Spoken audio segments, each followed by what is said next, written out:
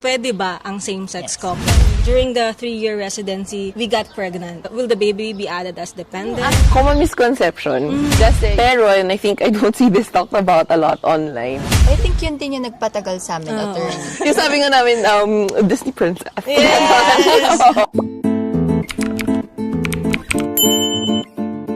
So, welcome back to our YouTube channel, guys. Today, we are joining by Attorney Marian from Lakbay, the one who helped us with our digital nomad visa application here in Spain. So, today, mag-discuss tayo ng common questions for same-sex couple na katulad namin. Let's get started. Yes. Yes, let us get started. So, thank you so much, Narp and Mona, for inviting me and for taking the time to sit down together and talk about like what we can do for people in the same situation as yourselves, as well as other tips and advice that we can give as we go along this video. Yeah. Before we start, Attorney Marian, can you just tell us a little about Lakbay, the services, for the people watching to know? Okay, perfect. So, hi everyone. I'm Marian from Lakbay, and we started way back in 2023 when the digital nomad visa was very new and it was at its infancy. And now we handle lots of different kinds of visas, primarily the digital nomad visa, as mentioned, the non-lucrative visa, and then of course also all the way into citizenship applications. Yes. So yeah, let's dive into the same-sex couple questions. So one of the biggest questions that they have, pwede ba ang same-sex couple mag-apply as Eto na po. nomad visa? Ito na po. Ito po yung Yes, possible. If you want validation. yes, so super, sobrang pwede siya. Walang problema. Ayun, so if hindi kayo kasal, yun, ito sila We're muna. not married pa, guys. Yet. Ay, pero,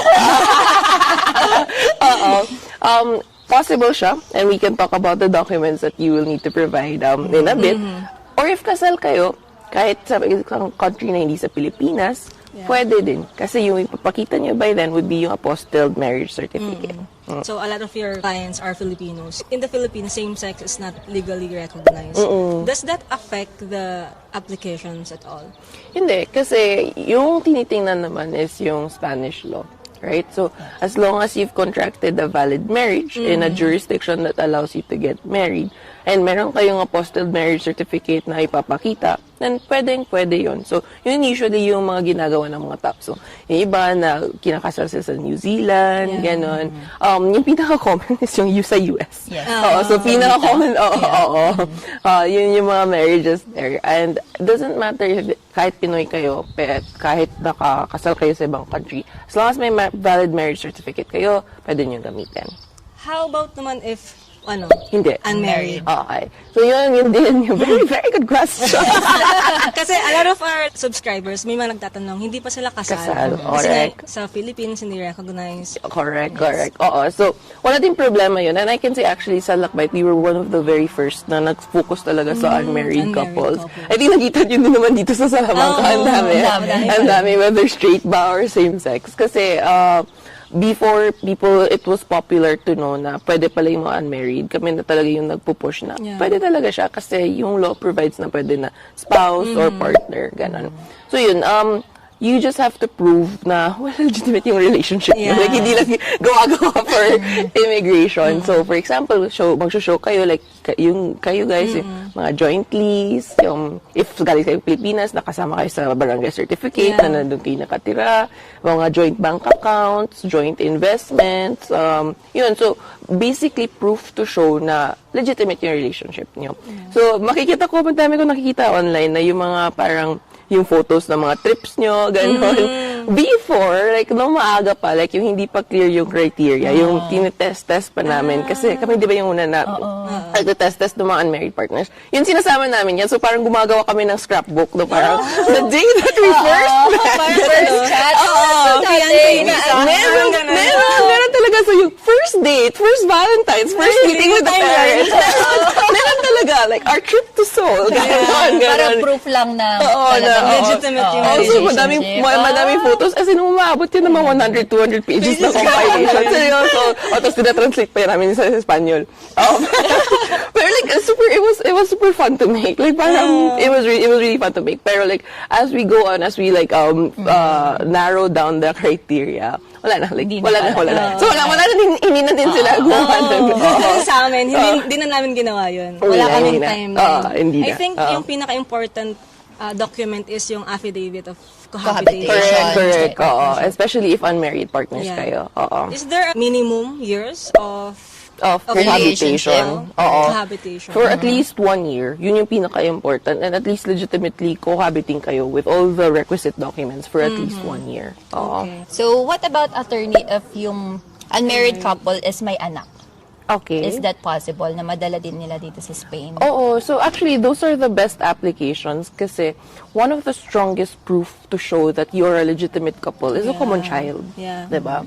So, yes. So the answer is definitely yes. And yes, it will definitely also help your case. So, wala talagang problema. As long as you show that the child is yours, dun sa birth certificate nila, yun yung ipaprovide mo to show that you can, of course, also bring the child with you.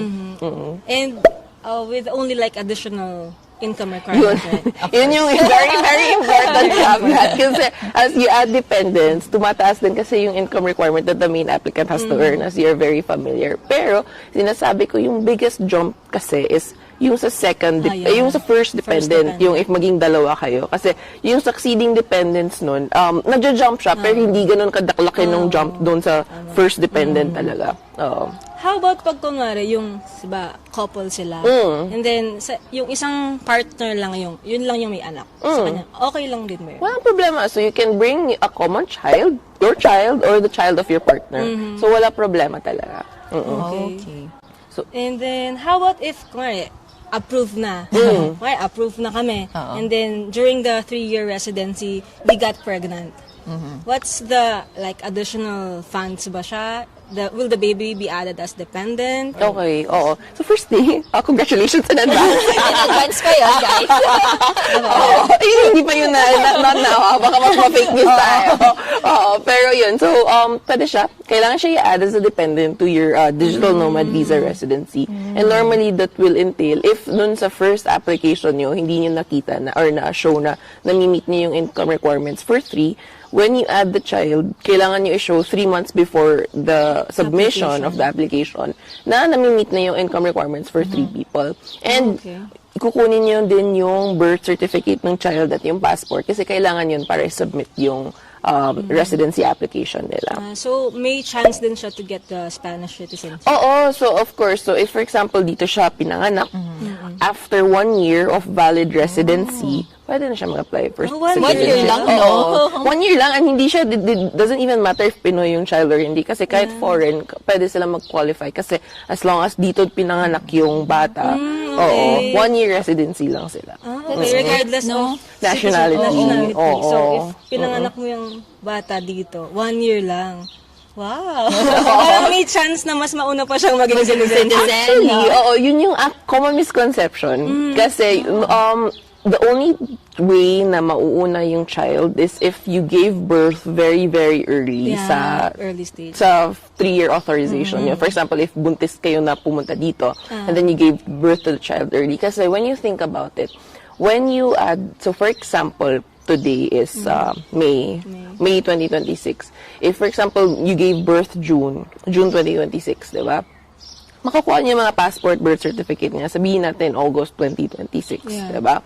Tapos, i-apply sa UHE. So, lalabas yung result mga September 2026, ganun. Eh, hintayin niyo pa yung 1 year hanggang September 2027 before mag 1 year yung child. So, if, for example, you came earlier in the year, mga January, by the time na eligible yung child, baka pwede na din kayo mag 2 years. So, halos sabay. Or normally, mauuna talaga yung initial parents. Oo. Okay. Kasi most of our applicants naman, very rare na magpa-fly na heavily pregnant eh. Diba? So usually, risky. oo. Either risky or yun, pinaplan nila, dito na nangyayari na nagiging pregnant, tapos nag-give birth sa child. So, yeah. Kasi after the approval, parang ang dami po pang kailangan gawin. So, it's very rare na parang, unless plan nyo talaga, it's very rare. As in, like, Early stage. like, sinabi nyo sa consult sa attorney, ito yung plan natin.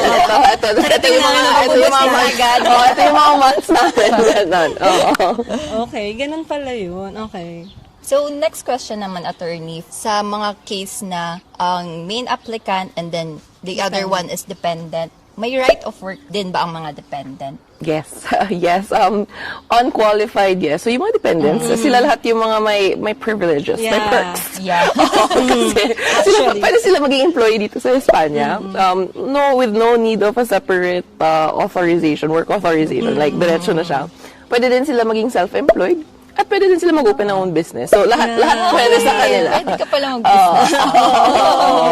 So, napakaswerte if you're a dependent. Yung sabi nga namin, Disney princess. What about the main applicant, attorney? Yun. So, si main applicant, medyo hirap na siya sa requirements kasi madami. Mataas talaga yung lista. Tapos, pagdating dito sa Spain, like, limited lang. You can only work up to 20% for Spanish companies and it can only be on a remote contractor basis. So, hindi pwede na, like, i-start mo yung like barista era mo. Ganun, wala kasi in person yun.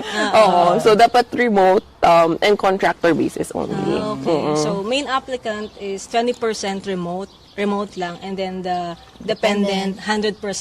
Oo, Kahit lahat. ano. Lahat pwede. Lahat. Ito na yung barista dream mo. Pangarap ko yun dati. Yung mga Same-sex marriage is legal here. Is there a difference in how Spain treats same-sex couples? Oo. Well, no naman. So, if you're married na talaga kayo. So, usually, it's also, you can see this, for example, if you add them for social security, like yung mga visits sa Centro de Salud, for example. For healthcare. For healthcare. Very easy if you're spouse. So, add mo lang siya online, tapos bibring nyo yan sa health center, tapos yun, pwede na magpa-check up locally. Pero, and I think I don't see this talked about a lot online, if unmarried partners kayo, you, of course, get approved. You get your 3-year residency. Pero medyo challenge siya minsan to actually add you as a dependent for Social Security, which I think na-experience nyo ngayon. Actually, yun yung na-experience namin kasi we tried adding NARP sa dependent ko sa SS. Kaso, dun kami nahirapan. Kasi tumawag yung SS sa amin. Sabi niya, parang kailangan namin nakapareha dihetso. But you still have to wait 6 months and padron Together. to get the pareja de hecho. So that's the challenge now after approval. Yes. To add me as a dependent. Oo. So usually, if unmarried partners, dun siya nagkaka-issue ng onte, dun sa healthcare. So what others do is yun, they get private insurance. Kasi usually mga 60 euros per month. Yung iba, eventually kasi, yung nakikita ko, yung mga unmarried couples nag-a-apply, nakakasal din sila. Pero yun, so eventually like it resolves on its own. Pero, or yun, like nag-register talaga sila as pareha de hecho so that ma-add sila as dependents on Social Security. Yeah. And but once married, diba, we have the same rights as Correct. straight couples.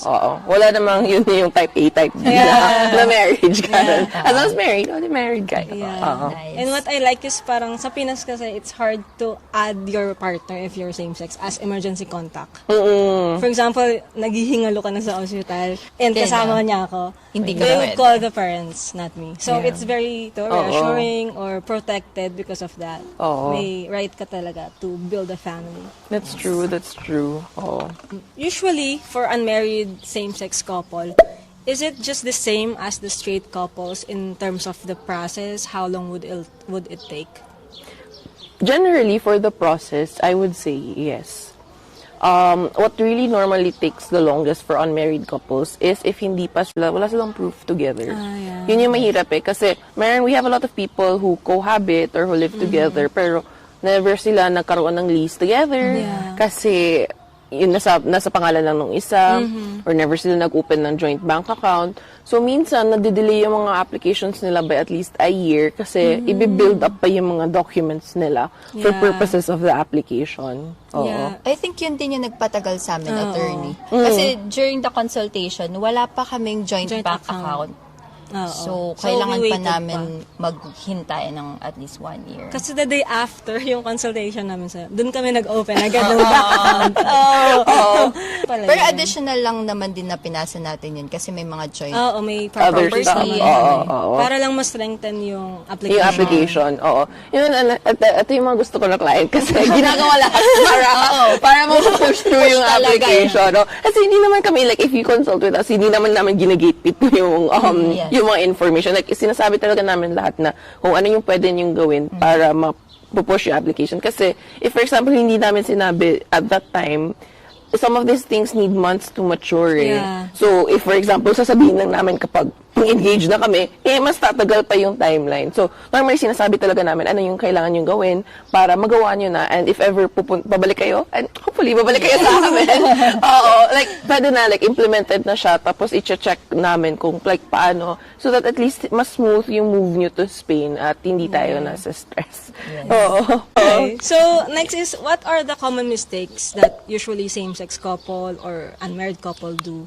Oh, I think like one of the most common mistakes is, yun nga, like, we're very used, like, as Pinoys, like, when we think about migrating, meron talagang like barrier na iniisip natin na hindi, mahirap yan. Like, ino-auto-reject yung selves nila just because like hindi sila kasal or hindi sila, like, they're coming from a country na same-sex marriages are not recognized. So actually what you guys are doing is also very valuable kasi people will see na pwede siya. Yeah. Kasi may dalawang hurdles na, diba? Like, parang same-sex kayo. Tapos, unmarried pa. Parang, like, dalawang level. So, yun, I think yun yung pinaka-common mistake that people do is like, they auto-reject themselves. Kasi, maririnig natin na yung sa other countries, ang hirap, ganon. And hindi ko na sinasabi na hindi mahirap kapag sa Spain. It's just that pwede siya as long Pwede as siya. isa-structure siya properly yung application. Pwede siya Oo. kasi kami nga dito na.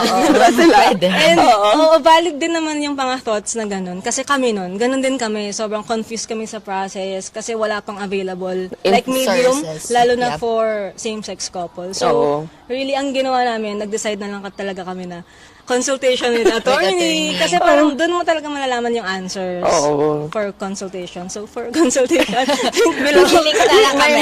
Yung referral link nila, please book through the link. Yes. Oo.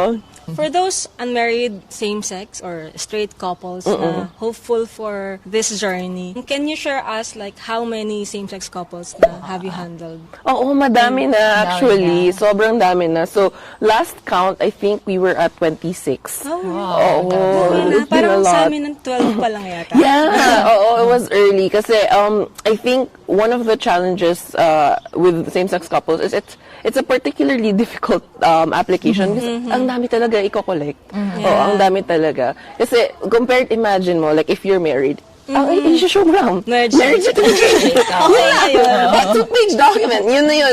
Yung mga unmarried couple, usually umaabot ng mga 100, 200 pages yung compilation. Kasi, yun, ipapakita talaga natin Proof lahat. talaga. Oo. So, yesterday, attorney, you've met a lot of community here in Salamanca. Maybe almost 50 na kami dito, no? Yeah. Which is lahat yon with the help of attorney Yes. from Lakbay. So, what that moment feel like for you? Well, at first, it was super fun. I will say. It was sobra. really super fun. Like, grabe yung chika, grabe yung kain, as in, ang daming pagkain. But also, like, there was a time na I just stepped back kasi everyone was, like, you can see the garden. Everyone was just here. Tapos, like, tinitingnan ko, I'm like, lahat to, grabe. Sobrang fulfilling ba? It was really fulfilling. And like for a lot of you, like we've been talking for 1 year, 2 years, like nag-i-email lang kami, ganun, or nagko-calls minsan. So, iba din kasi yung nakikita mo in person, na-interact mo na parang, uy, nandito na kayo. Like, before nag-video pa lang tayo. Email. Ikaw pala si Nar. Oh, no, it is really very fulfilling. And it's really the best part that I like about like working at Lakbay kasi you really go through the journey with everybody and then you you're know all their here story. na. And it's different, especially in Salamanca. Hindi ko naman Bias. dito ako ngayon. Pero like there's really a strong community here. So like pag land nyo, hindi na siya ang anxious na wala akong kilala, ganun. Oo. So, and sobrang bait ng mga tao dito. Yun lang yung masasabi ko. And it was super fun. Kasi sobrang natuwa ako. Ano to? Baka hapon. Ito doon sa CR. Oo. Hindi kasi natapos kami kagabi mga alas 10 na. tama. Oo. Yeah. Pero yeah, it was really, really fulfilling. Alam mo, And, nabibilib nga ako kay attorney. Kasi parang memorize na yata, pati pilido. Full name. Full name. Parang alam mo talagang tutok niya yung mga papers Cases, namin. yes. That's Yeah. Kasi madami nga gahapon. At first, parang mga 10 muna tayo. Oo, diba? Tapos Kasi biglang doon. Isang barangay na kami dito. Ang saya, ang Oo, saya. it was fun. It was super Welcome fun. kayo dito, guys. Salamat ka. Yeah, for all same-sex couples wanting to apply to the digital nomad visa here in Spain, what advice can you give them? Number one, consult Lakbite. Yeah, definitely. Yun talaga kasi, of course, if you have papers ahead, pwede nyo na i-prepare, pero better kasi na ipa-check nyo na yung situation nyo directly para makita na agad kung ano yung kailangan i-fix, ano yung okay na kayo, or baka di nyo alam na pwede na pala kayo. Yun na yung I think, yung biggest advice na don't auto-reject yourself just because hindi siya normal na structure sa Pilipinas, for example. So yun, and of course, consult Lakbite. There's our link. Oo. Actually, yun din yung advice natin, no? Mag-consult din talaga sa Oo. Lakbite. Kasi iba-ibang case yan eh. Kahit sa same sex, iba din yung case niya sa case namin. So, better consult na din sa professionals. Yeah, and I think that's all our questions today, attorney. Oh, okay. So, tapos na pala tayo. Yeah, thank you so much for joining us and for hosting this community here, No, this thank get-together. you. Oo, sobrang thank you guys. Alam niyo, sobrang warm nila yung pag-welcome nila dito. Kasi nag-reach out lang ako, guys, like we should meet up. Kasi ang dami na talaga nila dito. Tapos, alam mo, may mga groupings pa sila kung sino yung magdadala ng pagkain. Pilipino. Oo, tapos may pa-decor pa sila. Grabe, sobrang effort. But thank you so much for having me, Mark Mona. But also, thank you for warmly welcoming me, Salamanca. And we hope to warmly welcome them also in the In future, Valencia. diba? In Valencia, Salamanca, and España. See you guys here as well. Thank you so much, attorney, Thank you so and much. for this Oo. community so much. Oh, thank you guys. Thank you Thank for you, watching guys. that. Thank you. Bye-bye. Adios. Bye-bye.